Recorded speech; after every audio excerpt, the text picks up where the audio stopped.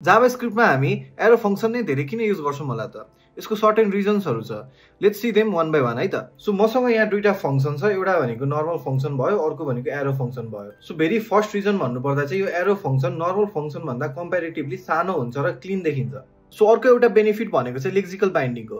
यसको चाहिँ हामी एक्जाम्पलबाटै हेरौँ है त। सो मसँग एउटा एक्जाम्पल भन्ने फंक्सन छ जसलाई चाहिँ मैले लास्टमा कल गरेको छ। अब म यो कोडलाई एक्जिक्युट गरे भने यसरी सो आफ्टर एक्जिक्युसन यो नर्मल फंक्सनले चाहिँ मलाई अनडिफाइन्ड आउटपुट दिन्छ भने यो एरो फंक्सनले चाहिँ अब 100 आउटपुट दिने भयो, जुन चाहिँ यसको भ्यालु हो।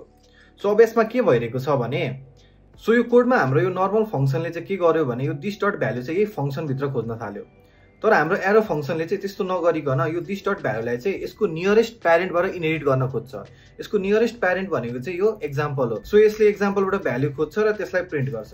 सो थर्ड एडभान्टेज भनेको चाहिँ यसलाई हामी कलब्याक्स र फंक्सनल प्रोग्रामिङमा पनि युज गर्न सक्छौं। यसको एक्जाम्पल हेरौँ है त। जस्तै मसँग यहाँ म्याप भन्ने मेथड छ, यसमा मैले यसरी कलब्याक फंक्सन पास गरे। यो म्यापमा मात्र नभएर म रिड्युस, फिल्टर, फाइन्ड तीनटैमा पनि यसरी एरो फंक्सन पास गरेर युज गर्न सक्छु। सो कन्क्लुजनमा भन्नुपर्दाखेरि चाहिँ एरो फंक्सनले हामीलाई सानो, क्लीन र प्रिडिक्टेबल कोड दिन्छ।